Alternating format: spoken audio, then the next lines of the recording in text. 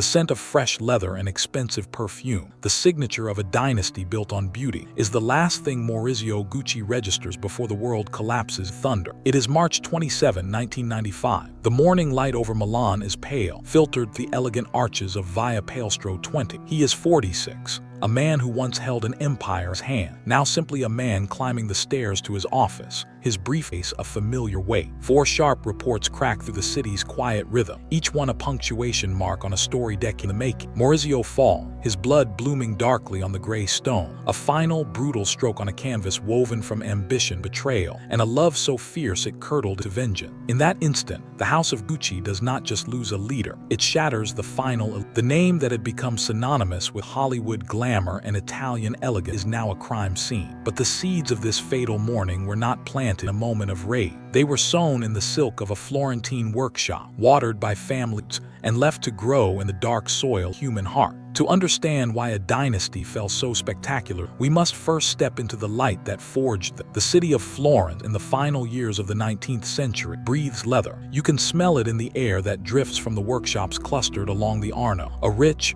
earthy scent mixed with the acrid tang of dyes and the quiet sweat of labor. It is the smell of craft, of tradition, of a city that had spent centuries perfecting the art of making beautiful things for people who would never need to work with their hands. In these workshops, men with calloused fingers and quiet concentration cut, stitched, and molded leather into saddles, bags, trunks. They worked for the nobility, for the old families who traced their lineage back to the Medici. They understood the weight of a stitch, the virtue of a straight line, the unspoken contract between the maker and the wearer. It was in this world, in 1881, that Guccio Gucci was born, a son of the Tuscan soil, but a boy with his eyes fixed on a horizon far beyond the city wall. Guccio's youth offered no hint of the empire to come. He was a craftsman's son, a young man whose early life was a blur of modest ambitions and practical necessity. But the poverty of post-unification Italy was a relentless tide, pushing its young men across borders in search of wages. For Guccio, that tide carried him north, across the Alps, and into the heart of a very different kind of opulence. In 1897, at the age of 16, he found himself in London, not as a gentleman but as a worker. He secured a job at the Savoy Hotel, one of the most glamorous and modern establishments in the world. But he did not walk through its gilded doors as a guest. He entered through the service corridor, his uniform crisp, his manner discreet, and he took his place in a small, clanking elevator, operating the lift for the hotel's wealthy clientele. Imagine that elevator, a brass cage polished to a mirror shine, sliding up and down through the floors of a building that housed the pinnacle of Edwardian society. For hours each day, Guccio stood in that confined space, his hand on the lever, his back straight, his eyes forward. And into that elevator stepped the dukes and duchesses, the American heiresses, the silent film star, the industrialists who moved the world with a stroke of pen. They carried with them their luggage, not the common suitcases of ordinary travelers but works of art. Trunks from Louis Vuitton, hat boxes from Goyard, leather goods embossed with monograms that spoke of lineage and wealth. Guccio watched them. He listened to their clipped accents, their casual conversations about estates and yachts. He noted the way they treated their possession, the reverence they afforded a well-crafted bag, the way a monogram served as a silent passport into a world that would otherwise be closed. In the hum of that elevator, a dream began to take shape. It was not a dream of revolution or art. It was a dream of service. Guccio realized that the aristocracy did not simply buy goods, they bought symbol. They bought the promise of quality, the assurance of status, the comfort of a name that whispered of heritage. He looked at the leather workshops of his native Florence, at the artisans who worked with a skill that surpassed anything he saw in London, and he saw the gap. Italy had the craft, but the world did not yet know its name. Guccio would change that. He would take the artistry of the Tuscan leatherworker and marry it to the glamour of the Savoy Hotel. He would build a brand for people like the guests in his elevator, expected nothing less than perfection. He returned to Florence not as a conquering hero, but as a man with a plan. In 1921, after years of working in small leather goods shops and saving every lira, he opened his first shop at 7 Via della Vigna. It was a modest space, narrow and unassuming, but it contained everything he had learned. The shop sold fine leather goods, suitcases, handbags, gloves, and saddles. He hired the best artisans he could find, men who worked with wooden forms and steel needles, who could turn a flat hide into a three-dimensional object of beauty and durability. The name above the door was simply Gucci, but to Guccio, it was the beginning of a dynasty. The early years were slow. Florence was still recovering from the First World War, and the nobility that once filled the city's palazzos was shrinking. But Guccio understood something crucial. He understood that luxury is not about selling to rich. It is about selling the idea of the rich to every. He began to cultivate an image. He drew inspiration from the equestrian world he knew so well, incorporating horsebit motif, saddle-shaped stitching design. He looked back to the luggage he had seen at the Savoy and created his own version, insisting on materials and craftsmanship that would rival the French houses. He also began to build a family. By the 1920s, he had 4 sons: Ugo, Aldo, Vasco, Rodolfo, and a daughter, Grimalda. The sons, in particular, become the engines of his expansion, but they would also become the seeds of its destruction. From the beginning, the dynamic among the brothers was charged with competition. Guccio was a stern, traditional patriot. He ran his business with a firm hand, expecting absolute loyalty and obedience. He saw his sons not as individuals with their own ambition, but as extensions of his own will. Aldo, the second son, was the first to truly grasp the potential of the brand. Born in 1905, Aldo was everything his father was not in public: loud, charismatic, a natural salesman who could charm a customer into buying a bag they did not know they needed. He had a gift for understanding what people wanted to project to the world, and he knew that Gucci could be the vehicle for that projection. Rodolfo, the youngest, was Aldo's opposite. Born in 1912, he was quiet, reserved, and handsome in a way that seemed almost otherworldly. He would eventually pursue a career in film, appearing in Italian cinema under the stage name Maurizio Gucci, but his heart always remained tethered to the family business, watching, waiting, and storing resentments like a miser hoarding gold. The first real test of the Gucci dynasty came with the Second World War. The conflict ravaged Italy, and Florence, caught in the crossfire, saw its workshops shuttered, its materials rationed, its future uncertain. But Guccio and his sons adapted. With leather in short supply, they turned to alternative material. They began using woven hemp, bamboo, and wood. Necessity, that fierce mother of invention, gave birth to 2 of the brand's most enduring symbols. The first was the green-red-green web stripe, inspired by the saddle girths Guccio remembered from his equestrian days. It was a simple graphic line, but it wrapped around handbags and luggage, creating a signature that required no monogram to be recognized. The second was the bamboo handle. Faced with a shortage of metal, the artisans took pieces of bamboo, heated them with a blowtorch until they were pliable, and bent them into curved handles for bags. The process was painstaking. Each handle had to be hand-shaped, lacquered, and fitted, but the result was unmistakable: a fusion of Japanese aesthetics and Italian craftsmanship, a symbol of resilience that would become a Gucci icon for generations. Guccio Gucci died in 1953, just weeks after his sons opened the first Gucci store in New York City, on the corner of 58th Street and 5th Avenue. He never saw the empire he had built reach its full potential, but he had laid the foundation. He had passed on a name, a workshop, and a set of value, but he had also passed on something else: a blueprint for conflict. By dividing the ownership of the company among his sons, he created a structure that was less a corporation than a feudal kingdom, with each brother holding a piece of the throne. There was no clear leader, no single heir. There was only the family, bound by blood and ambition, staring at each other across a growing chasm. In his final years, Guccio had often repeated a simple mantra to his son: keep the family together. He believed that the Gucci name was sacred, that its strength lay in unity, that the dynasty would endure as long as the brothers stood shoulder to shoulder. But he had also taught them something else, perhaps without meaning to. He had taught them that the name Gucci was worth fighting. He had shown them that a man could rise from a cramped elevator to the heights of international commerce, that a surname could become a king. And in doing so, he had given them the very thing they would eventually use to tear each other apart. The New York store opened on the day of Guccio's funeral. Aldo, who had spearheaded the American expansion, stood among the gleaming displays of leather and bamboo, accepting congratulations from the city's elite. Across the ocean, his father's body being laid to rest in Florence. The symbolism was not lost on any family. The old world had passed. The new world, with its promises of unimaginable wealth and global fame, was just beginning. But even as the brothers embraced, even as they toasted their father's legacy with champagne in Milan and Manhattan, the seeds of their future conflict were already stirring. Aldo, the extrovert, saw himself as the true heir, the man who had taken Gucci to America and made it a household name. Rodolfo, the actor, retreated further into his silence, guarding his share of the business and his only son, Maurizio, with a protectiveness that bordered on obsession. The stage was set. The family that had risen from a saddle-stitch workshop in Florence now stood at the precipice of a golden age. But beneath the shimmering surface of the Gucci name, beneath the leather and the bamboo green-red-green stripe, the ground was already beginning to crack.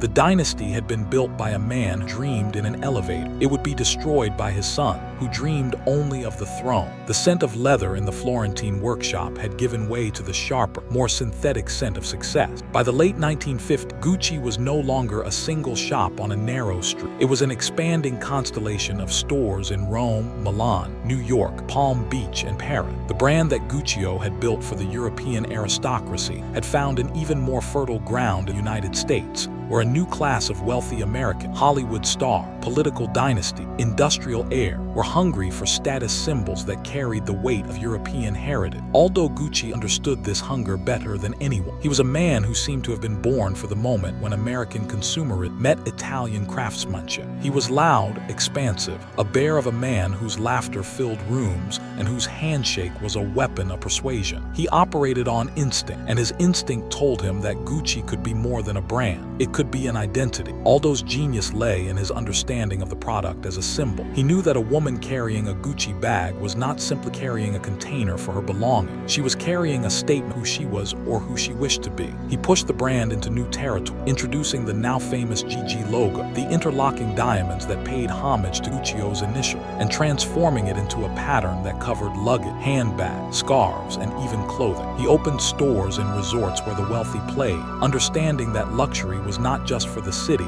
but for the yacht and the ski slope. He cultivated relationships with celebrities, ensuring that Jacqueline Kennedy Onassis was photographed Gucci's shoulder bag, that Peter Sellers and Sammy Davis Jr. were seen in Gucci loafers. The brand became a uniform for the jet set, a visual shorthand for a life of leisure and taste. But Aldo did not operate alone. In Italy, his brother Rodolfo presided over the European operations with a demeanor that could not have been more different. Where Aldo was open, Rodolfo was closed. Where Aldo was a salesman, Rodolfo was an artist. The former film star had retreated from the screen after the death of his wife, the actress Alessandra Winkelhausen, in a plane crash in 1958. He never remarried. Instead, he poured his grief and his energy into the family business, but with a cold, calculating intensity that masked it well of emotion. He saw Aldo's flashy American expansions vulgar, a cheapening of the Gucci name. He believed the brand should remain exclusive, European, a secret handshake for the old money families who had been Guccio's original clients.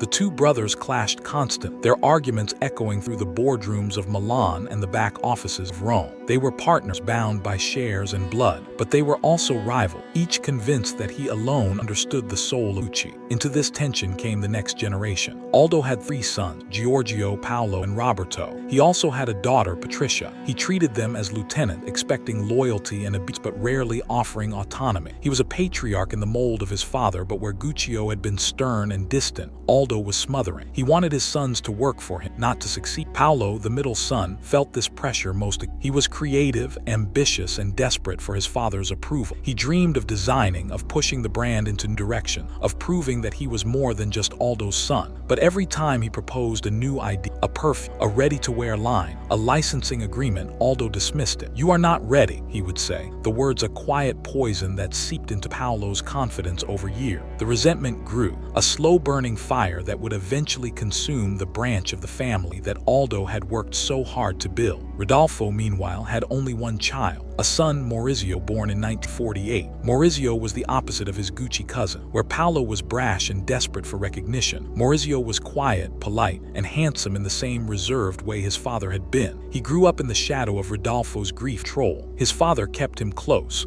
almost imprisoned in their Roman apartment, shielding him from the world outside. Maurizio was not allowed to play with other children. He was not allowed to attend public school. His world was a gilded cage of tutors, private lessons, and the constant, unspoken weight Gucci name. Rodolfo had plans for his son, but those plans did not include Maurizio making his own choices. He was being groomed for a role, but the role was defined by his father, not by him. The brothers' rivalry found its most potent expression in parenting. Aldo's sons were being prepared for a battle they did not know they were in. Rodolfo's son was being prepared for a throne he had never asked to inherit, and in the middle of it all stood the Gucci brand, expanding so fast the cracks in its foundation papered over cash. The 1960s and 1970s were booming. Gucci opened stores in Tokyo, Hong Kong, and London. The brand's signature loafer, the ones with the metal horsebit, became a global phenomenon, selling in numbers that Guccio could never have imagined. The bamboo bags were carried by royalty. The GG logo appeared on everything from luggage to lighters to cigarette cases. Licensing deals proliferated as Aldo licensed the Gucci name to manufacturers of everything from perfumes to pens. The money flowed like a river, and for a time, it seemed to wash away the tension between the brothers. But rivers change course.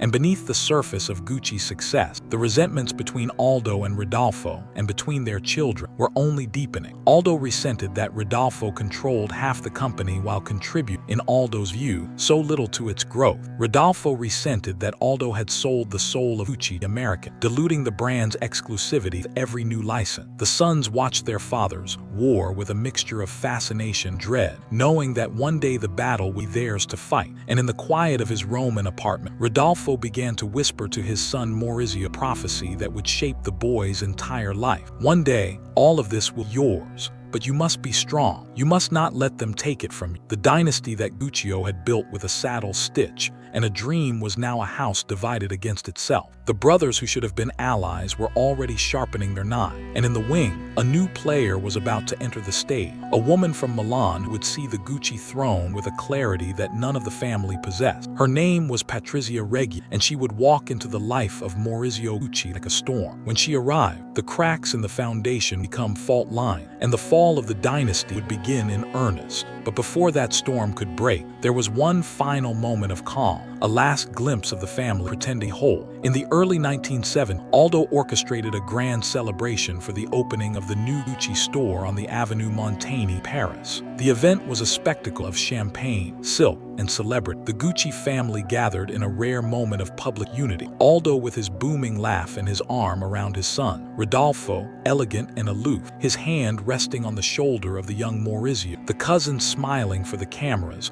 all of them dressed in Gucci, all of them wearing the mask of a dynasty.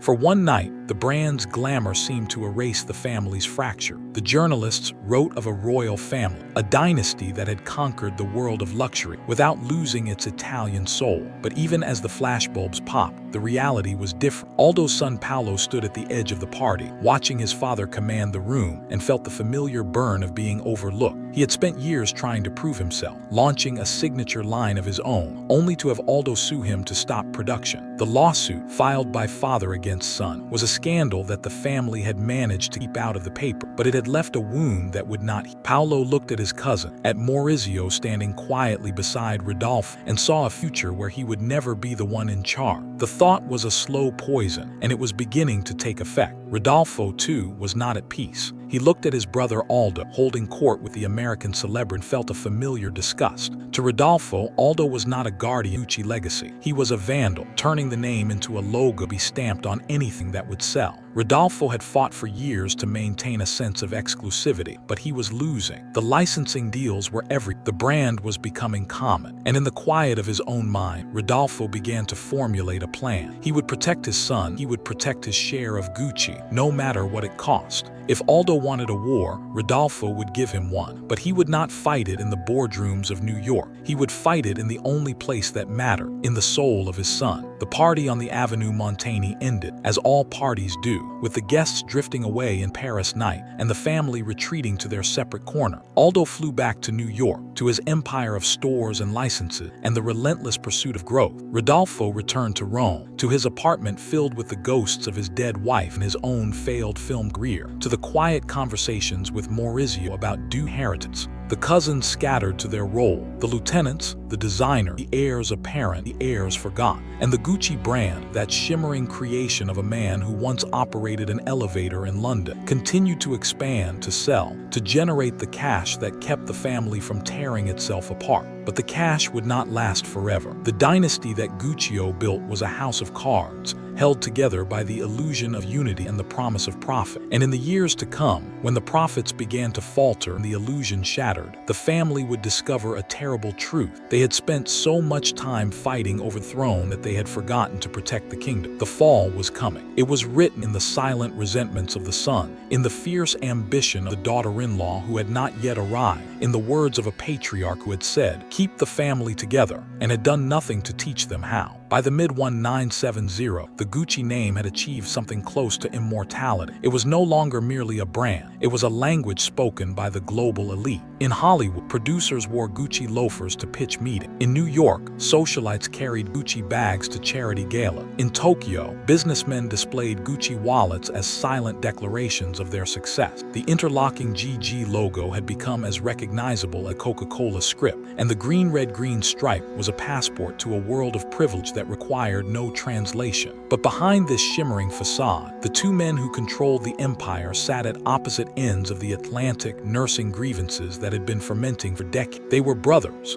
bound by blood and by the workshop their father had built. But they had become something else, the godfathers of two rival families, each convinced that the other was destroying the legacy they had been entrusted to protect. Aldo Gucci, now in his 70s, reigned over the American empire from his headquarters on Fifth Avenue. He was a man who had transformed the family business from a single Florentine shop into a global phenomenon, and he wanted the world to know it. His office was a shrine to his own achievements, the walls lined with photographs of himself with presidents and movie stars, the shelves filled with awards and accolades. He dressed in the uniform of the Italian industrialist, tailored suits, bold ties, the flash of gold at his wrist. His voice, still carrying the accent of his Tuscan childhood, boomed across conference rooms and board tables, leaving no doubt about who was in charge. To Aldo, Gucci was not just a business, it was his life's work, his masterpiece, his proof that a boy from Florence could conquer the world. And he had no intention of letting anyone, least of all his reclusive younger brother,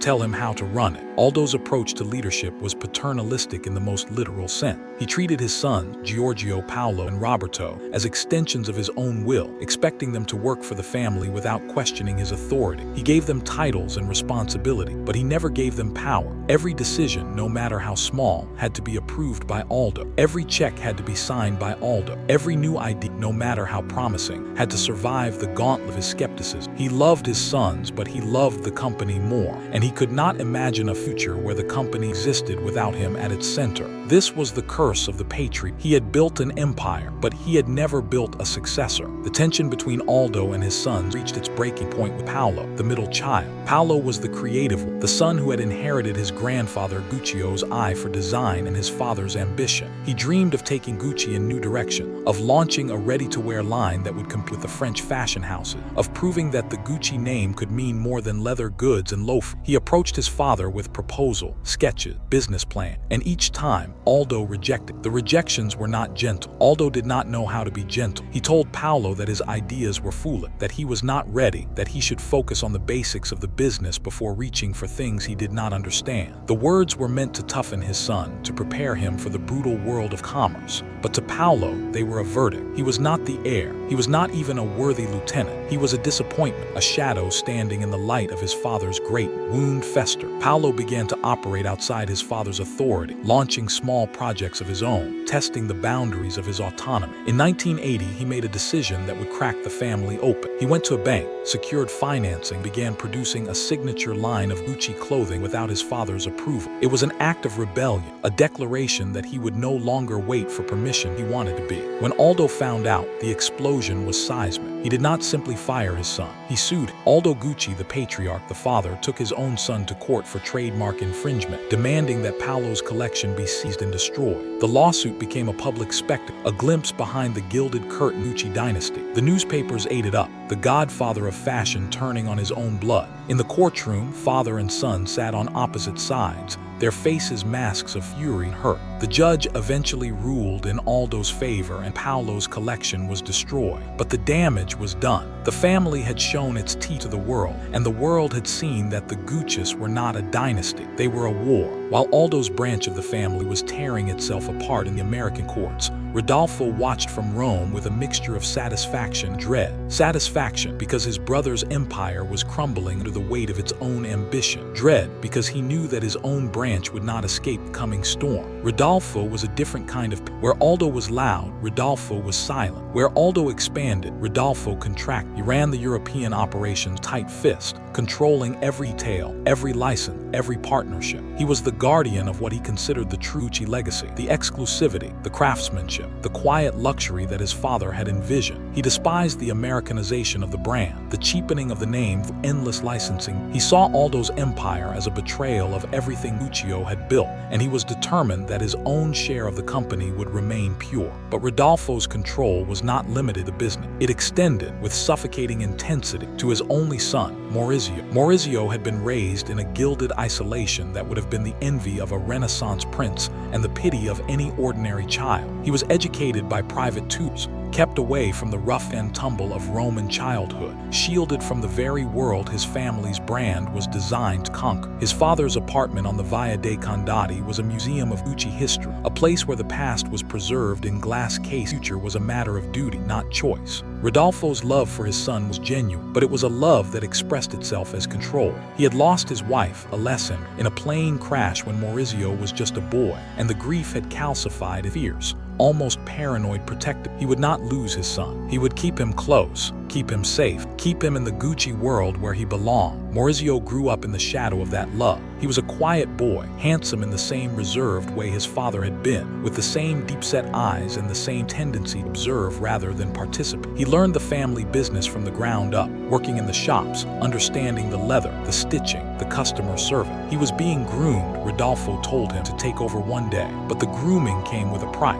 Maurizio was not allowed to make his own choices. His friends were vetted by his father. His education was dictated by his father. His future was a script written by Rodolfo, and Maurizio's only role was to learn his line. He loved his father, respected him, feared him, and somewhere deep inside, beneath the obedience and the good manners, a small flame of rebellion was beginning to kindle. The rebellion came not in the boardroom but in the heart. In the early 1970s, Maurizio attended a party in Milan, a rare moment of freedom from his father's watchful eye. It was there that he saw her. Patrizia Reggiani was 21 years old, the daughter of a trucking magnate and a woman whose own social ambitions were as fierce as any Gucci. She was not beautiful, delicate, aristocratic way that Rodolfo might have approved. She was something else, bold, sharp, magnetic, a woman who seemed to take up more space than her small frame should allow. She had a laugh that could fill a room and a gaze that could strip a man of offenses. She was, in every way, the opposite of the quiet, obedient wife that Rodolfo had envisioned for his son. And Maurizio, the shy prince in his gilded cage, fell for her instantly. Their courtship was a whirlwind of Ferraris and late-night drives along the Amalfi coast, of champagne in hidden trattoria and whispered promises in the back of limousine. Patrizia was drawn to Maurizio's gentleness, his vulnerability, the sense that she was the first person who had ever seen him as something more than a Gucci heir. Maurizio was drawn to her fire, her certain, the way she seemed to know exactly what she wanted and how to get it. Together, they formed a partnership that felt, to both of them, like destiny. But when Rodolfo learned of the relationship, his reaction was swift and brutal. He summoned his son to his apartment and delivered a verdict that would echo through the family for decades.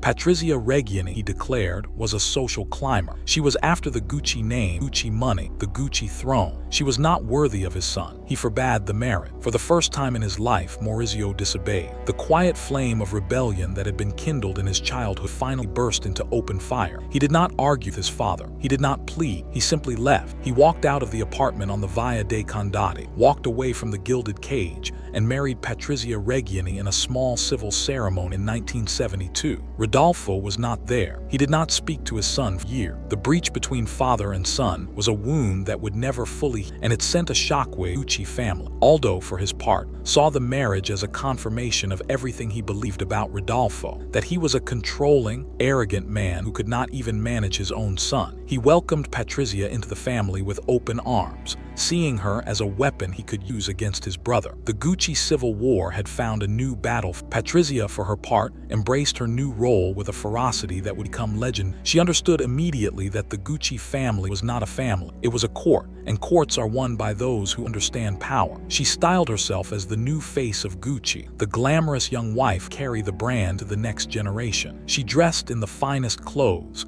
attended the right party, cultivated the right friendships. She gave Maurizio the confidence he had never had, encouraging him to see himself not as his father's son, but as the future of Gucci. She whispered in his ear about the throne that was rightfully his, about the cousins who were unworthy, about the empire that they would one day rule together. Maurizio listened. He had spent his whole life being told what to do. Now, for the first time, someone was telling him that he could be the one in charge. The rift between Rodolfo and Maurizio lasted for years, but time and the inevitable pull of blood eventually softened. In 1983, Rodolfo lay dying in a Roman hospital, his body ravaged by cancer, his spirit finally broken. Maurizio came to his bedside, and in those final days, father and son reconciled. Rodolfo looked at the man his son had become, saw the husband, father of 2 daughters, the heir to a dynasty, and he did something he had never done before. He let go. He died with Maurizio's hand in his, and with his death, he passed on something far more dangerous than love. He passed on his 50% stake in Gucci. Maurizio, the quiet son who had once been too timid to defy his father, now held half of the family empire in his hand, and he was married to a woman who had been waiting for this moment since the day she walked down the aisle. The death of Rodolfo Gucci marked the end of an era and the beginning of a war. Aldo, now in his late 70s, looked at his nephew Maurizio and saw not a partner but a threat. For years,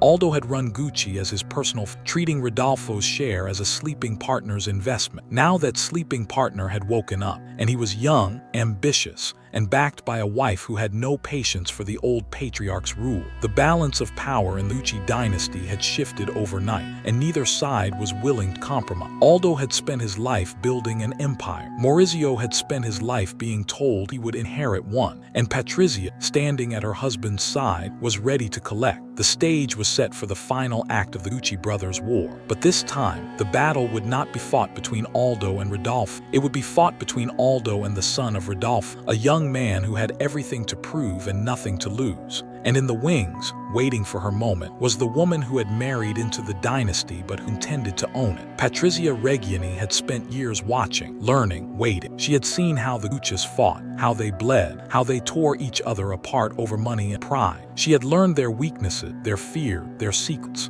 and she was about to show them that she had been the most dangerous player in the game all along. The dynasty that Guccio built with a saddle stitch in Florence was now a house at war with self. The brothers who should have protected the legacy had turned it into a battlefield, and the next generation, raised on stories of betrayal and ambition, was about to discover that the only thing more dangerous than a Gucci patriarch was a Gucci widow waiting for her revenge. In the marble halls of Milan and the leather-scented shops of Rome, the family was about to learn a lesson that Guccio had tried to teach them decades ago. Keep the family together, because when it tears apart, there is no force in the world that can put it back together. The war began quietly, as such wars often. In the months following Rodolfo's death, Maurizio and Patrizia presented themselves as the natural heirs to the Gucci legacy. They moved into a palatial apartment on the Via dei Condotti, just steps from the flagship store, and began to cultivate an image of young, sophisticated leadership. Maurizio, no longer the shy boy in his father's shadow, began to assert himself in board meetings. He questioned Aldo's decision, challenged his authority, pushed for changes in the company's direction. Patrizia, meanwhile, became the unofficial first lady of Gucci, appearing at every major event, her face in every society column, her name on every invitation. She styled her hair in elaborate wore Gucci from head to toe, and spoke of the brand with a possessiveness that made it clear she considered it her birthright. Aldo watched this transformation with a mixture of anger and disbelief. He had welcomed Patrizia into the family when Rodolfo rejected her, seeing her as a useful tool against his brother. Now that tool had turned against him. He saw Patrizia's ambition in every calculated smile, every carefully placed magazine article, every whispered conversation between her and Maurizio. He saw his nephew, once a quiet boy who seemed content to learn the business, now transformed into a rival who spoke of modernizing the company and streamlining operation. Aldo had spent 40 years building Gucci into a global empire. He was not about to let a 35-year-old and his social climbing wife take it away from him. But Aldo's empire was not as solid as it seemed. The licensing deals that had fueled Gucci's growth in the 1960s and 1970s were now becoming a liability. The brand had been licensed to so many manufacturers for so many products, perfume, watches, pens, cigarettes,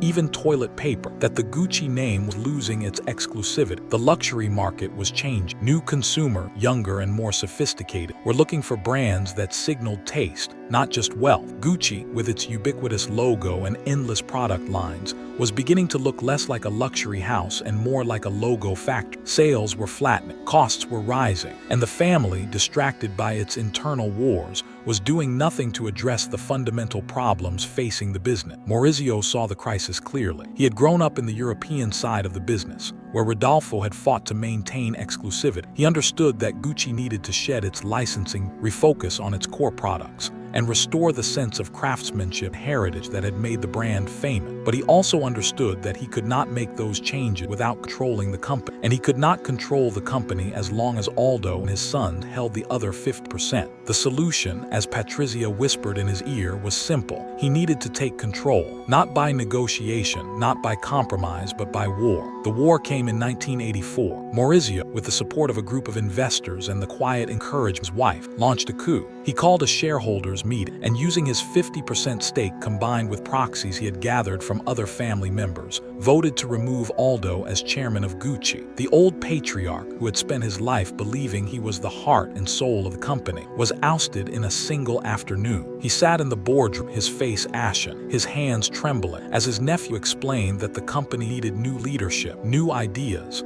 a new direction. Aldo had been betrayed by his own blood, and the wound was mortal. The aftermath of the coup was chaos. Aldo retreated to his apartment in Rome, a broken man, surrounded by the photographs of presidents and movie stars that now seemed like relics of a dead world. His sons, particularly Paolo, were consumed with rage. Paolo had spent years fighting his father for recognition, but the sight of his cousin Maurizio seizing control of the company awakened something unexpected, a fierce, protective loyalty. He joined forces with his father to fight back. The lawsuits that had once been filed by Aldo against Paolo were now filed by Paolo against Maurizio. The family that had once presented a united front to the world was now a battlefield, with lawyers charging by the hour and the press feasting on every new revelation. In the midst of the chaos, Patrizia Reggiani reached the height of her power. She was no longer just Maurizio's wife. She was his partner, his advisor, his confidant. She sat in on board meetings, reviewed financial documents, and made decisions that shaped the future of the company. She was, to all appearances, the Lady Gucci, the woman who had married into the dynasty and then conquered it. She dressed in the most extravagant fashion, drove the fastest cars, and threw parties that were the talk of Milan. She had everything she had ever wanted: wealth, status, power, the name Gucci attached to her own. But the woman who had once said she would rather cry in a Rolls-Royce than be happy on a bicycle was about to discover that even Rolls-Royces can become prison. The victory over Aldo was hollow. Maurizio, now in control of Gucci, found himself saddled with a company that was bleeding money, burdened by debt and mired in lawsuits. The licensing deals that had seemed like the money were now dragging the brand down. The family, fractured beyond repair, was a constant source of litigation and bad press. Maurizio tried to modernize, bringing in outside managers, cutting costs, refocusing the product line. But every decision was contested, every move scrutinized, every failure magnified by a press that could not get enough Gucci drama. And in his marriage, the cracks were beginning to show. Patrizia, who had once been Maurizio's greatest ally, was becoming a liability. Her extravagance, her ambition, her need for control, all the qualities that had attracted, were now sources of friction. Maurizio, who had spent his life being controlled by his father and then by his wife, was beginning to crave independence. He saw the way Patrizia inserted herself in business, the way she spent money as if it were water, the way she treated the company as her personal possession. He had rebelled against one tyrant only to find himself married to another, and in the quiet of his office late at night, he began to imagine a life without her. It was a dangerous thought, the kind of thought that, once planted, grows like a weed in the dark. The war for Gucci was not over. It was about to enter its most brutal phase, and this time the battle would not be a boardroom, it would be a merit. To understand Patrizia Reggiani, one must first understand Milan in the 1960s. It was a city rising from the ashes of war, reinventing itself as Italy's industrial fashion capital. The old aristocracy still held sway in their crumbling palazzo, but a new class was emerging, the sons of manufacturers, the daughters of entrepreneurs, a generation that measured status not by the age of a family name, but by the size of a bank account. This was the world Patrizia was born into, and she learned its language before she learned to read. Money was not merely currency, it was identity. It was the difference between being seen and being invisible, between being someone and being no one. And Patrizia, from her earliest years, burned with the need to be seen. She was born on December 2, 1948, in the small town of Vignola in Emilia-Romagna, but her story truly begins in Milan, where her mother, Silvana, brought her to build a new life. Silvana was a woman of formidable ambition herself, a former actress who had opened doors but whose circumstances had kept her from walking grandest one. She married Ferdinando Reggiani, a wealthy trucking magnate, when Patrizia was still a child. Ferdinando was not Patrizia's biological father. That identity remains a mystery, a blank space in the official record that would fuel gossip for decades. But he gave her his name, his money, and his status. Patrizia grew up in a world of fine home, private schools, and the unspoken understanding that a woman's value is measured by the man she could attract. She learned to dress impeccably, to speak with precision, to move through a room as if she owned it. She was not the prettiest girl in Milan, but she had something that mattered more: presence. When Patrizia Reggiani walked into a room, people turned to look. They did not know why, but they knew she was someone. Her friends from those years remember a girl who was always reaching, always calculating, always aware of the distance between where she was and where she wanted to be. She dated wealthy men, drove fast cars, and cultivated a reputation for being unattainable. She was sharp, witty, and possessed of a tongue that could cut as it could charm. The famous quote that would later define her, "I'd rather cry in a Rolls Royce than happy on a bicycle," was not invented for the newspaper. It was a philosophy she had articulated in her 20s, a declaration of intent to a world that was still deciding what to make of her. She meant it. Happiness, to Patrizia, was not an emotion, it was a commodity, and the most expensive commodities were always the best. The party where she met Maurizio Gucci was one of those Milanese gatherings that seemed designed to bring together the city beautiful and its powerful. It was 1907, and Patrizia was 21, already a minor celebrity in the social circles she threw. Maurizio was 20, the shy, reserved heir to a dynasty he had never been allowed to touch.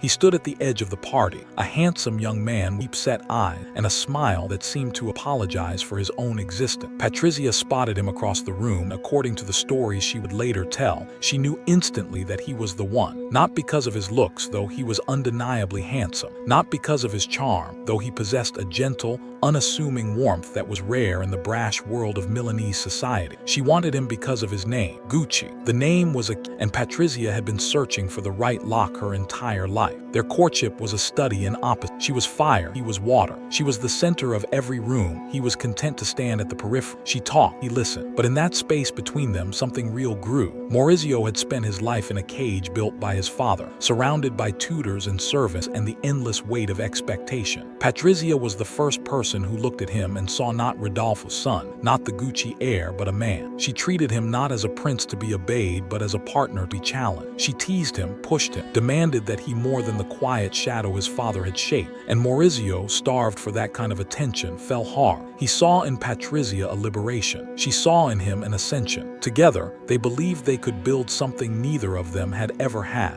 a life of their own choosing. Rodolfo Gucci saw none of this. When Maurizio finally brought Patrizia to meet his father, the encounter was a disaster from the moment she walked the door. Rodolfo sat in his apartment on the Via dei Condati, surrounded by the relics of his film career and the ghosts of his dead wife, and he looked at Patrizia as if she were a stain on a white carpet. He had spent years cultivating an image of his son's future wife, a woman of noble birth, quiet manners, impeccable pedigree. Patrizia was none of those things. She was loud, ambitious, the daughter of a trucking magnate with a mysterious biological father and a mother who had been an actress. To Rodolfo, she was a social climber, a gold digger, a woman who saw the Gucci name as a ladder to a life she had not earned. He told Maurizio in that cold, final tone he reserved for pronouncements that allowed no debate that the relationship was over. Patrizia Reggiani was not welcome in the Gucci family. What Rodolfo did not understand, what he could not understand, was that his son had spent a lifetime being told what to do. He had been told which schools to attend, which friends to, which clothes to wear, which thoughts to think. And now, for the first time, he was being told who to love. The rebellion that had been smoldering in Maurizio's chest for years finally caught fire. He did not argue with his father. He did not plead. He simply walked out the door, taking with him the only thing Rodolfo had ever truly valued, his obedience. Maurizio and Patrizia were married in a small civil ceremony in 1972. Rodolfo did not attend. He did not speak to his son for nearly a decade. The breach was total, and it sent a message to the entire Gucci family that the quiet,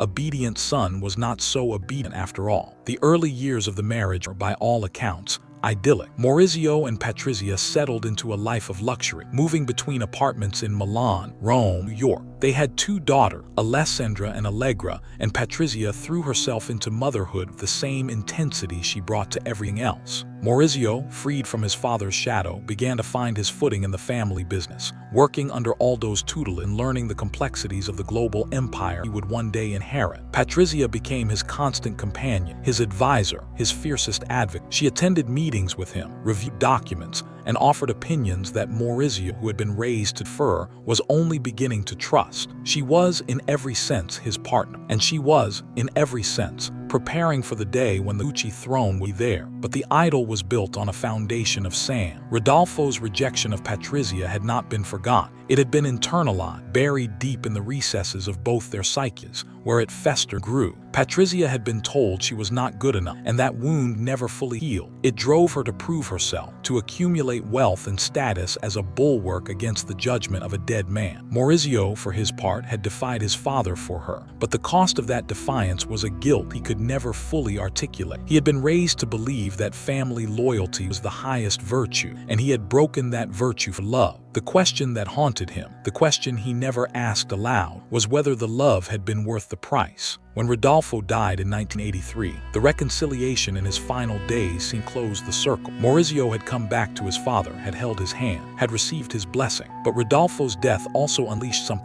With the old patriarch gone, there was no longer any obstacle between her and the life she had been dreaming of since she first laid eyes on Maurizio at that party in Milan. She became the Lady Gucci in earnest, styling herself as queen of the dynasty. She commissioned custom gowns from the finest designer, threw parties that were the talk of Milan, and cultivated a public image that was equal parts glamour and intimidation. She was photographed at every major event, her face a fixture in the society page, her name mentioned in the same breath as the most powerful women in Europe. She had what she had always wanted: recognition, status, the certainty that when she walked into a room, people knew her name. But the Lady Gucci was not content to be merely a figure. She wanted power, and the more power she accumulated, the more she began to see Maurizio not as her partner but as her instrument. She had spent years building him up, giving him the confidence to challenge his uncle, to seize control of the company, to become the man she knew he could be. But somewhere along the way, the man she had built began to develop a will of his own. Maurizio, who had spent his life being controlled by his father and then by his wife, was beginning to chafe against the very force that had freed. He had traded one cage for another, and the bars, though gilded, were just as confining. The cracks in the marriage appeared slowly, almost imperceptible, like hairline fractures in a marble statue. Patrizia's spending, which had once seemed like a natural expression of their wealth, began to feel like a drain. She bought home, cars, jewelry, art, with a profligacy that alarmed even Maurizio, who had grown up in a family where money was never discussed but always guarded. Her involvement in the business, which had once been a source of strength, began to feel like fearing. She sat in on meetings, offered opinions, and expected to be treated as an equal partner. But the boardrooms of Gucci were still run by men who had been raised to believe that a woman's place was at home, and they resented her presence. Maurizio, caught between his wife's demands and his executives'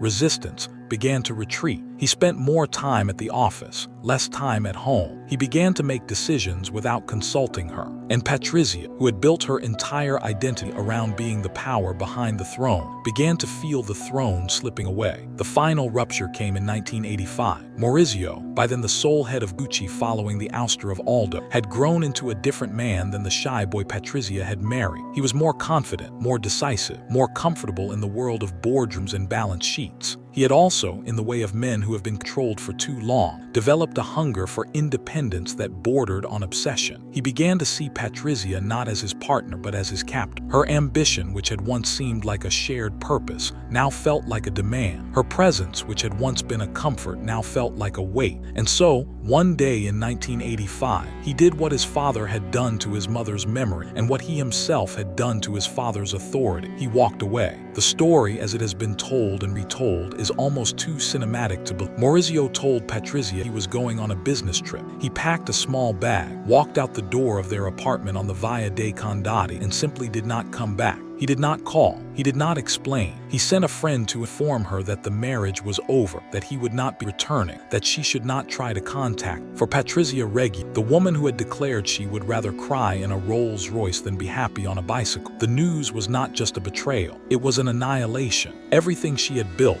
everything she had sacrificed, everything she had become was tied to the name Gucci, and Maurizio had taken that name away from her with the casual cruelty of a man discarding a worn-out garment. The divorce that followed was not a legal proceeding, it was a war. Patrizia fought with every weapon she had. She hired the most expensive lawyer, demanded the most extravagant settlements, and used her access to the press to paint Maurizio as a traitor who had abandoned the woman who had made him. She refused to accept that the marriage was over, showing up at his office, his home, his public appearances, demanding that he speak to her, see her, remember what they had been. Maurizio, for his part, retreated behind a wall of lawyers and security guards, refusing to engage, refusing to explain, refusing to give her the confrontation she craved. The man who had once defied his father for her was now a stranger, and his silence was a cruelty that Patrizia could not bear. The divorce was finalized in 1991, but the terms were a bitter disappointment to Patrizia. She received a substantial settlement, a reported 1.5 million Swiss francs a year in alimony, plus custody of their two daughters, but she did not receive the one thing she wanted: control of Gucci. Maurizio had sold his shares in the company by then, cashing out his inheritance to pay off debts and fund a new life. The Gucci name, the throne that Patrizia had spent her entire marriage preparing to occupy, was gone. She was no longer Lady Gucci. She was Patrizia Reggiani, a wealthy divorcee in a city full of wealthy divorcees, her identity stripped down to the bare bones of who she had been before she met the shy boy in the corner of that party. And the woman who had once said she would rather cry in a Rolls Royce than be happy on a bicycle was about to discover that there were fates far worse than crying a Rolls Royce. There was being cast out of the Rolls Royce entirely, left on the side of the road, watching the taillights disappear into the dark.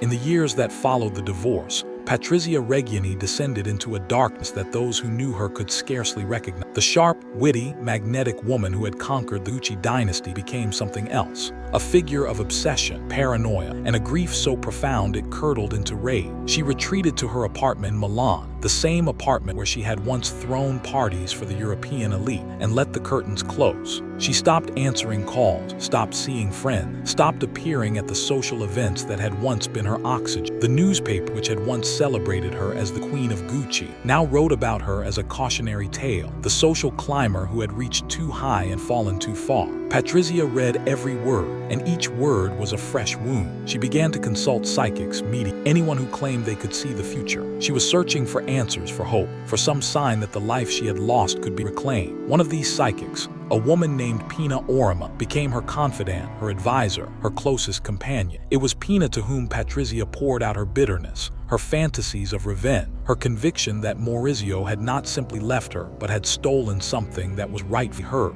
The conversations, recorded later by investigators, reveal a woman unmoored by grief, her language a mixture of despair and menace. She spoke of Maurizio as an enemy, a traitor, a man who had taken her youth, her status, her identity, and she began to speak in vague and then increasingly specific terms about what should be done to. The idea of murder did not arrive as a thunderbolt. It crept in slowly, like a stain spreading across a white tablecloth. Patrizia had always understood the world in terms of transaction. You gave something, you got something. She had given Maurizio her youth, her loyalty, her fierce and consuming love. In return, she had expected the Gucci name, the Gucci throne, the life she had dreamed of since she was a girl. When Maurizio took that life away, he left a debt that she believed could only be repaid in one currency. She began to ask Pina if she knew anyone who could help her, anyone who could do what the lawyers and the courts had failed to do. She wanted Maurizio to suffer. She wanted him to pay. And somewhere in the dark chambers of her heart, she began to want him dead. The plan that emerged was not the work of a master criminal. It was the desperate scheme of a woman drowning in her own rage, grasping at the first lifeline she saw. Pina introduced her to a man named Benedetto Serrallo, a former hotelier with connections to the Roman underworld. Serrallo, in turn, brought in a driver named Ivano Savoy, who found the trigger man, a young pizza chef with a gambling debt and no compunction about killing for money. The cast of characters was almost absurdly sordid, a far cry from the elegance and sophistication Gucci world. But Patrizia did not care. She had been cast out of that world. She no longer owed it anything. The arrangement was made. Patrizia would pay, the men would kill,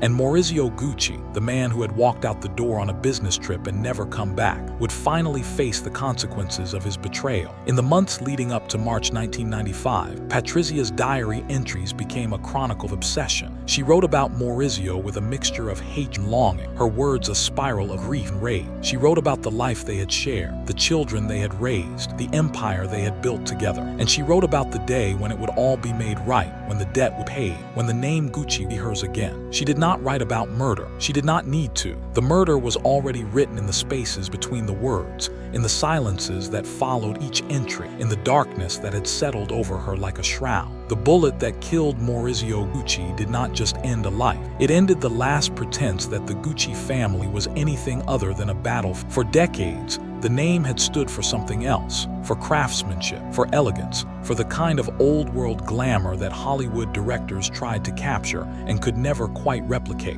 But in the years leading up to that March morning, the dynasty had been eating itself alive from the inside, devouring its own legacy with the same hunger that had once driven it to conquer the world. The murder was not the cause of the collapse. It was the final symptom of a disease that had been spreading through the family since the day Guccio Gucci died and left his sons to fight over the scraps. To understand how the house of Gucci fell, one must understand what happened in the decade before the murder. The 1980s should have been the golden age of the dynasty. The brand was known from the boutiques of Beverly Hills to the department stores of Tokyo. The GG logo was a global currency, accepted without question as a marker of taste and wealth. But beneath the shimmering surface, the family was tearing itself apart in a war that had no winner, only survivor. And at the center of that war, pulling the strings with a cold, calculating precision, was the woman who had married into the dynasty and then made it her mission to own it. The victory over Aldo in 1984 had been a coup of breathtaking audacity. Maurizio, the shy son who had once been too timid to defy his father, had seized control of Gucci using his 50% stake and a network of alliances he had built while Aldo was busy counting his money in New York. Aldo, the godfather of the American empire, was ousted in a single boardroom vote, reduced from patriarch to pensioner in the span of an afternoon. It was a moment of triumph for Maurizio, but it was also a moment of transformation. The quiet young man who had always seemed to be waiting for someone to tell him what to do had finally stepped into the role he had been groomed for since childhood. And he had done it with the woman he loved standing beside him, whispering in his ear, pushing him forward when his own courage faltered. But the triumph was hollow. Aldo did not go quiet. The old lion, wounded and furious, retreated to his apartment in Rome and began to plot his revenge. He was joined by his son Paolo, the same son he had once sued, the same son whose creative ambition crushed. The lawsuits that followed were a blizzard of paper, each filing a fresh wound to the family's already battered reputation. Aldo sued Maurizio for fraud, for mismanagement, for conspiring to steal the company that was rightfully his.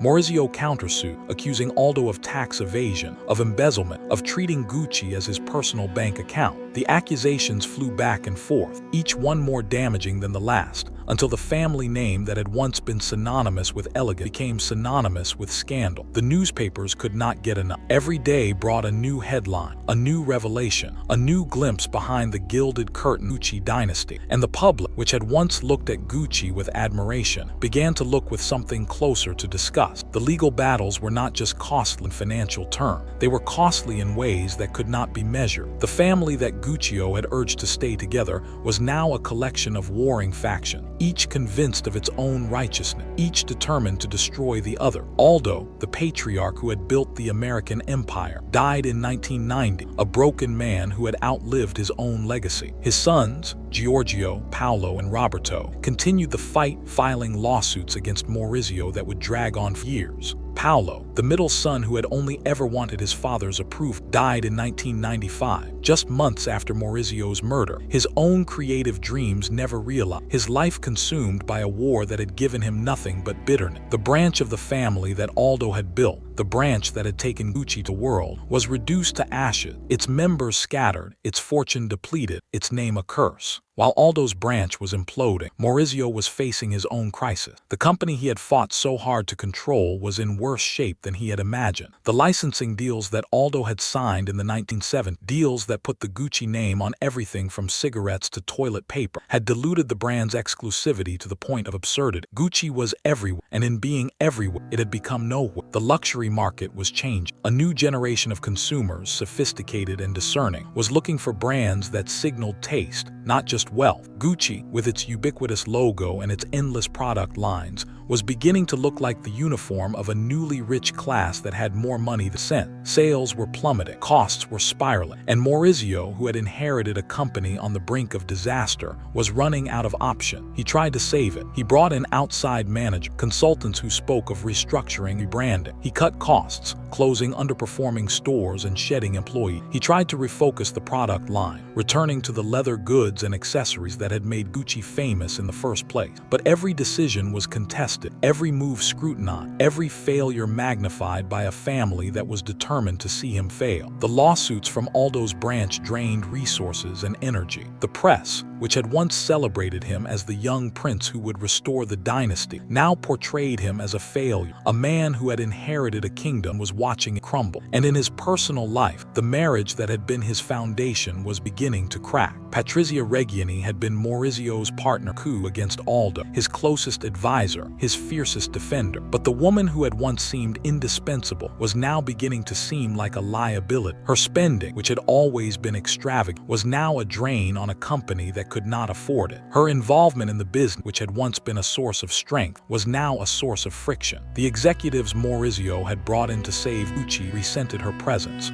her opinion, her assumption that she had a right to sit in boardrooms and make decisions. And Maurizio, who had spent his life being controlled by first his father and then his wife, was beginning to crave something he had never had: independent. The separation in 1985 was not a decision made in a moment of passion. It was a slow, cold calculation. Maurizio had grown into a different man than the shy boy Patrizia had married. He was more confident, more decisive, more comfortable in the world of power and money. He no longer needed the woman who had pushed him to defy his father, who had whispered in his ear during boardroom battles, who had stood beside him when the family was trying to tear him apart. He needed freedom, and freedom meant walking away from the one person who had always known how to control him. The business trip he never returned from was not an escape, it was an execution. And Patrizia, the woman who had declared she would rather cry in a Rolls Royce than be happy on a bicycle, was left on the side of the road, watching the taillights disappear into the dark. The divorce that followed was a war in miniature, a reflection of the larger war consuming the Gucci family. Patrizia fought with everything she had. She hired the most expensive lawyers in Italy, demanded settlements that would make her the richest divorcee in Milan, and used her access to the press to paint Maurizio as a traitor who had abandoned the woman who had made him. She refused to accept that the marriage was over, showing up at his office, his home, his public appearances, demanding that he speak to her, see her, remember what they had been. Maurizio, for his part, retreated behind a wall of security and silence, refusing to engage, refusing to explain, refusing to give her the confrontation she craved. He was a man who had spent his life being controlled, and he would not be controlled again. The divorce was finalized in 1991, but the terms were a bitter disappointment to Patrizia. She received a settlement that was generous by any reasonable measure, a reported 1.5 million Swiss francs a year in alimony, custody of their two daughters, a portfolio of properties that would keep her comfortable for life. But she did not receive the one thing she truly wanted: control of Gucci. Maurizio had already begun the process of selling his share, cashing out his inheritance to pay off the debts that were crushing the company. The Gucci name, the throne that Patrizia had spent her entire marriage preparing to occupy, was slipping through her finger, and the woman who had built her identity around that name was left nothing but her rage. While Maurizio was fighting his divorce and trying to save his company, a different kind of war was being waged in the boardrooms of Europe. The Gucci family's control over the brand was slipping, not just because of the lawsuits and the scandal, but because of the simple, inexorable logic of capital. The company was bleeding money. The licensing deals that had once seemed like revenue were now anchors dragging the brand down. The family, distracted by its internal battles, had failed to invest in design, in marketing, in the kind of innovation that kept luxury brands relevant. And the investors who had backed Maurizio's coup against Aldo were losing patience. By the early 1990s, Maurizio was facing a choice that no Gucci had ever had to face. He could hold on to the family's stake in the company and watch it continue to crumble, or he could sell. The decision was not made lightly. The Gucci name was not just a business, it was his identity, his inheritance, the legacy of his father and his grandfather. To sell it was to admit that the dynasty was over, that the family that had built one of the world's most famous brands was no longer capable of running it. But Maurizio was a pragmatist. He had seen what the wars had done to his family. He had seen Aldo broken, Paolo bitter, his own marriage destroyed. He had spent years fighting for control of a company that was eating him alive, and he was tired. In 1993, Maurizio Gucci sold his remaining shares in the company to Investcorp, a Bahrain-based investment firm that had been quietly accumulating Gucci stock for years. The price was reported to be around $170 million, a fraction of what the brand would be worth just a few years later. Maurizio walked away from the company his grandfather had founded, the company his father had guarded, the company he had fought his own family to control. He walked away with money in his pocket, freedom in his hands, but he walked away with something else, too. The knowledge that the Gucci dynasty, the family that had risen from a Florentine workshop to conquer the world, was over. The name would live on. The brand would be revived, reinvented, transformed into something Gucci's themselves could never have imagined. But the family would no longer be part of it. They had been replaced by the cold, impersonal machinery corporate capitalism, the same machinery they had once thought they could control. The sale was the final act of the Gucci family's control of the company they had built. It was also the final act of Maurizio's life as a Gucci. In the years that followed, he retreated from the public eye, living quietly in Milan with his new partner, Paola Francia, a woman who offered him the peace and stability he had never found his merit. He was 46 years old, still handsome, still carrying the quiet, reserved manner that had always been his armor. He had lost the company, lost his marriage, lost the empire his father had promised him, but he had found something he had never had before, a life of his own choosing. He was no longer the Gucci heir. He was no longer the prince of a dynasty. He was simply a man, walking up the stairs to his office on a March morning, his briefcase in his hand, his mind on the day ahead. And he had no idea that the war he thought he had escaped was about to catch up with him in the most brutal way imaginable. The collapse of the Gucci family was not a single event. It was a slow, inexorable process, an unraveling that had begun the moment Guccio Gucci divided his company among his sons and trusted them, the family, together. The brothers who should have been partners became rival. The sons who should have been successors became enemy. The woman who married into dynasty became its destroyer. And in the end, the family that had built one of the world's most famous brands was left with nothing but lawsuits, scandal, and a name that had become synonymous not with elegance but with tragedy. The sale to Investcorp was the final stitch in the tapestry. The Gucci name would go on to be revived by designers like Tom Ford, transformed into a billion-dollar empire that would make the Guccis themselves look like small-town merchants. But the family would not share in that success. They had been cast out of the house they had built, left to watch from the outside as strangers reaped the rewards of their legacy. Aldo was dead, Paolo was dead, Rodolfo was dead. And Maurizio, the last Gucci to hold the throne, was walking up the stairs to his office on Via Palestra, unaware that his own story was about to end in a way that no one, not even the woman who had once declared she would rather cry in a Rolls-Royce than be happy on a bicycle, could have predicted. The war of the Guccis was over, but the final battle was yet to come, and it would not be fought in a boardroom or a courtroom or a family apartment in Rome. It would be fought on a gray Milan street with 4 shots fired in the morning light and a dynasty's final chapter written blood on the stone. The investigation into Maurizio Gucci's murder began within minutes of the shoot. The police cordoned off Via Palestra, the yellow tape fluttering in the March wind, while forensic teams combed the stairs for evidence.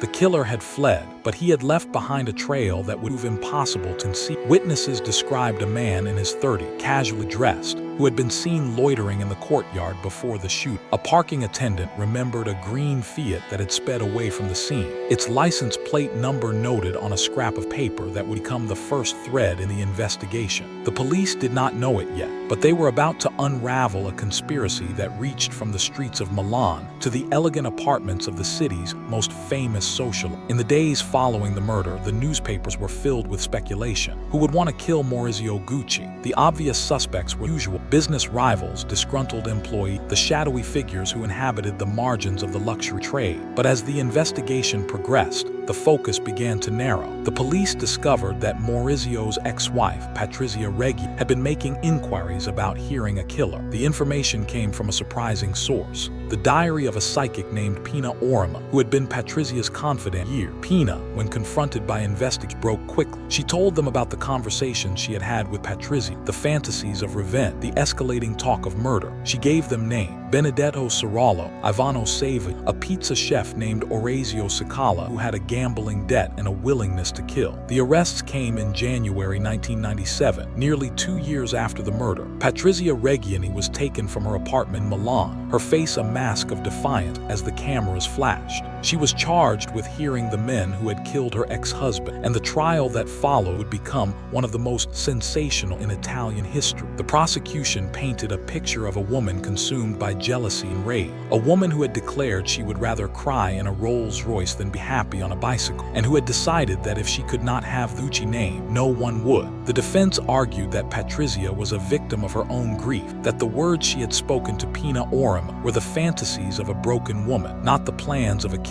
But the evidence was overwhelming. The diary entries, the phone records, the testimony of the men who had pulled the trigger, all of it pointed to Patrizia as the architect of the murder. In November 1998, Patrizia Reggiani was convicted of hearing the killers and sentenced to 29 years in prison. She arrived at the courtroom for the verdict in a Gucci jacket, a final, defiant gesture to the family that had rejected her and the brand she had once claimed as her own. She did not cry. She did not plead. She walked into the courtroom with the same presence she had cultivated since she was a girl in Milan, the same fierce, magnetic energy that had first attracted Maurizio Gucci at a party decades before. When the verdict was read, she turned to the camera and said the words that would become her epitaph: "I don't consider myself guilty, but I certainly was not innocent." It was a statement that captured everything about her: the arrogance, the self-justification, the refusal to accept that the choices she had made had led her to this moment. The men who had pulled the trigger were also convicted. Orazio Cicala, the pizza chef with a gambling debt, received a life sentence. Ivano Saviani, the driver, received 26 years. Benedetto Cirallo, the go-between, received 24 years. The conspiracy that had begun in Patrizia's apartment, the dark spaces of her grief and rage, had ended in a Milan courtroom with all its players locked away. But the damage was done. The Gucci family, the dynasty that had risen from a Florentine workshop to conquer the world, was finished. The name would live on, transformed into a corporate behemoth that bore little resemblance to the family that had created it. But the family itself was scattered, broken, reduced to lawsuits and scandals,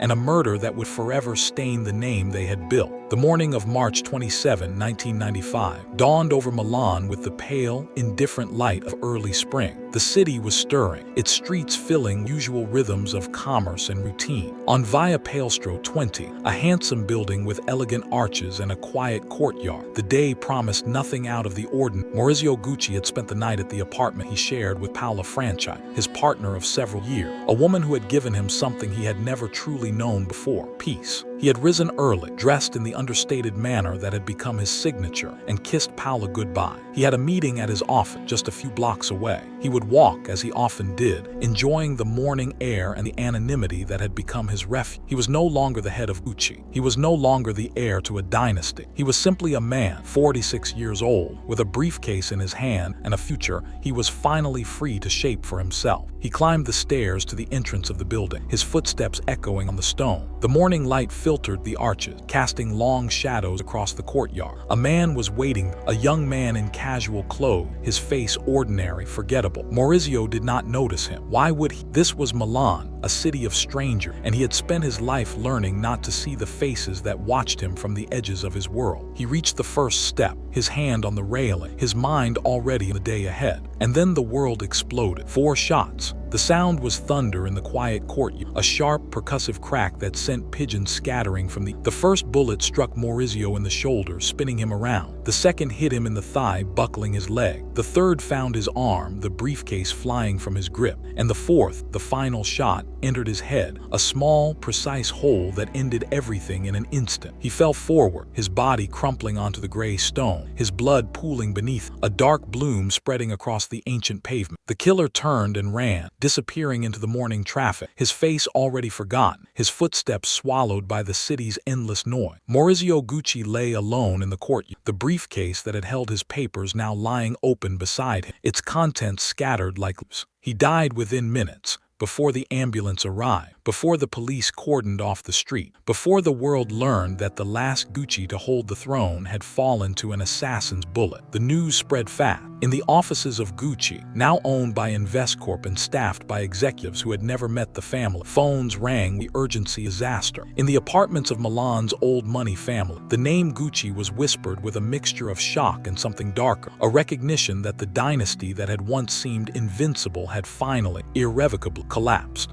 And in a darkened apartment on the Via dei Condati, Patrizia Reggiani sat in silence, her diary open on the table beside her, her hands folded in her lap. She had heard the news on the radio, the announcer's voice flat with the authority of tragedy. Maurizio Gucci, heir to the fashion dynasty, shot dead in Milan. She did not cry. She did not scream. She sat very still, her face a mask, her eyes fixed on a point in the distance that only she could see. The woman who had once declared she would rather cry in a Rolls Royce, happy on a bicycle, had finally learned what it meant to lose everything. The investigation that followed was methodical, patient, the work of men who understood that a murder like this did not happen in isolation. The killer had fled, but he had left behind a trail. Witnesses described the green Fiat that had sped away from the scene, the license plate numbers that a sharp-eyed parking attendant had noted on a scrap of paper. Forensic teams combed the courtyard, finding shell casing, footprints, the small, mundane evidence that would build a case. The police did not know it yet, but they were looking for a man named Orazio Cicala, a pizza chef with a gambling addiction and a debt he could not pay. They were looking for the men who had hired a former hotelier named Benedetto Serrallo and a driver named Ivano Savi, and they were looking, eventually, for the woman who had paid, a woman who had once been the queen of Gucci and who had spent the years since her divorce nursing a grief that had curdled into something unrecognizable. The first break came from an unexpected source. Pina Orima, the psychic who had been Patrizia Reggiani's confidant for years,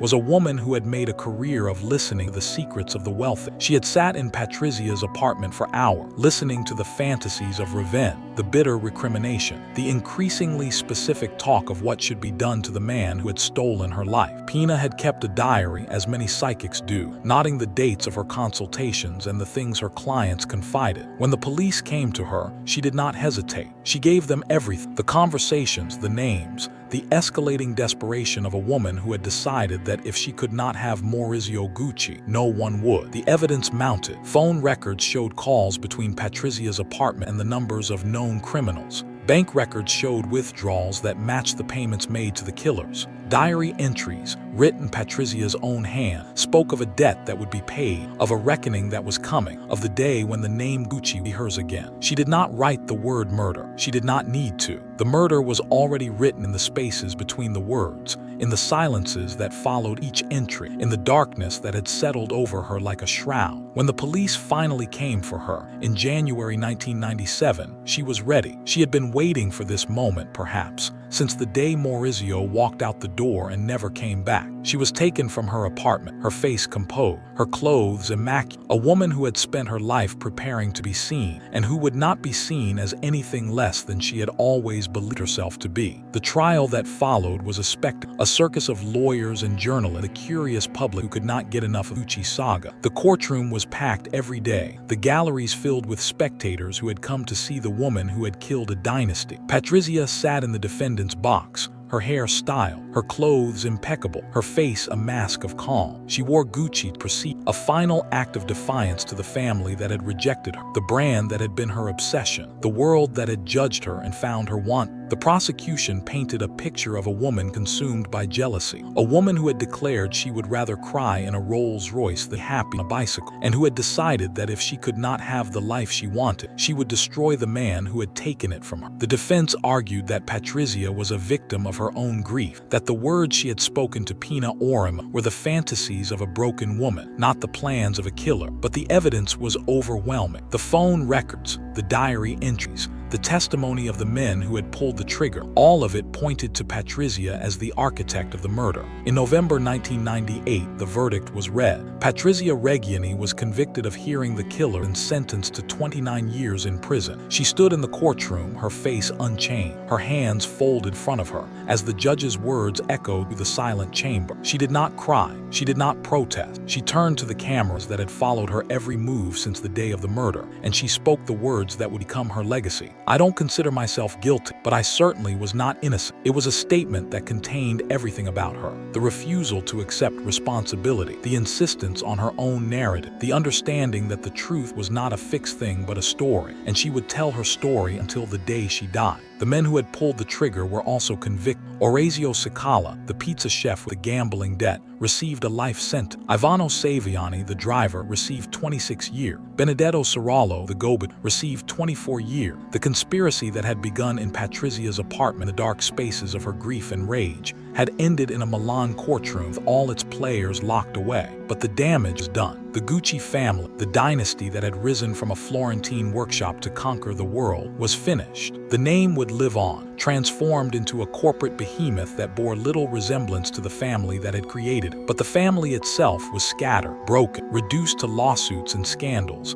and a murder that would forever stain the name they had built. In the years that followed, Patrizia Reggiani served her sentence in the women's prison of San Vitor in Milan. She became something of a celebrity there, as she had been a celebrity everywhere she went. She kept a pet ferret, a small creature she called Bambi, and she maintained the same fierce dignity that had always been her armor. She gave interviews to journalists, always impeccably dressed, always composed, always refusing to admit that she had done anything wrong. She spoke of Maurizio with a mixture of longing and bitterness, a woman who had loved too fiercely and lost too much. She spoke of the Gucci name as if it were still her, as if the dynasty that had rejected her still belonged to her by right of conquest. And she waited, as she had always waited, for the world to recognize her for what she believed herself to be, the queen of a kingdom that no longer existed. She was released in 2016, after serving 18 years. She returned to the life she had left behind, but the life was gone. The apartments, the party, the name that had once opened every door, all of it had been taken from her. She lived quietly in Milan, a figure from a past that the city had moved on from, a cautionary tale for a new generation of social climbers who did not remember the woman who had once declared she would rather cry in a Rolls-Royce than be happy on a bicycle. She had learned, perhaps, that there were some tears no amount of money could dry, but she never admitted it. She never apologized. She never stopped believing that the name Gucci was hers, that the throne had been stolen from her, that the man who had left her had deserved what he got. She was Patrizia Reggiani, the girl from Milan, and she would tell her story until the story was over. And what of the Gucci name? It survived, as names do, detached from the family that had created it. The brand that Guccio Gucci had built with a saddle stitch, and a dream was revived by a new generation of designers, men and women who had never met Gucci's, who had no stake in their war or their tragedy. Tom Ford came to Gucci in the 1990s, a young American designer with a vision of sex and glamour that transformed the brand into a billion-dollar empire. The interlocking GG logo, the green-red-green stripe, the horsebit loaf, all of it was reborn, stripped of its history, repackaged for a new generation that did not remember the family that had created it. Gucci became a corporation, a machine, a name on a label that had nothing to do with the men who had worked the leather in Florence,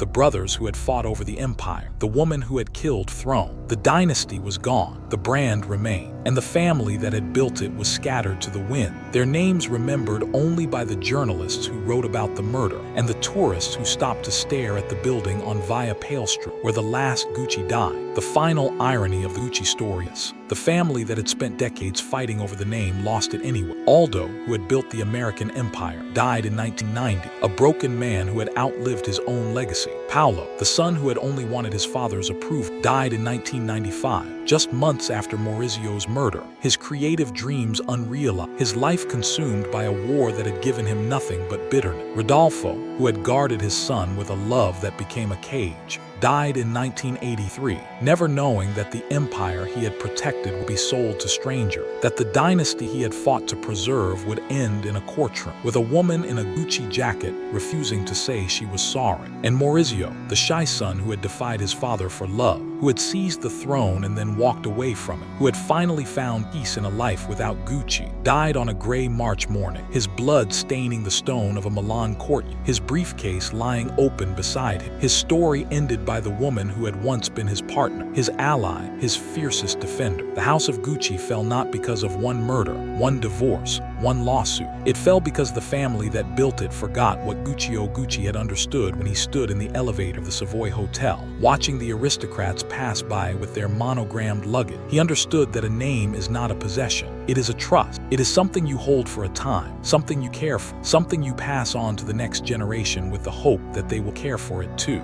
He told his sons to keep the family together. He told them that the Gucci name was sacred, that its strength lay in unity, that the dynasty would endure as long as they stood shoulder to shoulder. But they did not listen. They saw the name as a prize to be won, a throne to be seized, a weapon to be used against each other. And in the end, they destroyed what they had been given. The name survived, but the family did not. The brand flourished, but the dynasty died. And the woman who had married into it, who had loved it, hated it, and killed for it, spent 18 years in prison, waiting for a throne that no longer existed. The story of the Gucci family is not a story about fashion. It is a story about what happened when the bonds of blood are replaced by the bonds of ambition. It is a story about a man who dreamed in an elevator and the sons who could not share his dream. It is a story about a woman who wanted a name so badly that she was willing to destroy the family that owned it. And it is a story about the final, irrevocable truth that Guccio Gucci understood when he opened his first shop on Via della Vigna, that a dynasty is not built by one man. It is built by generations, by fathers and sons, by mothers and daughters,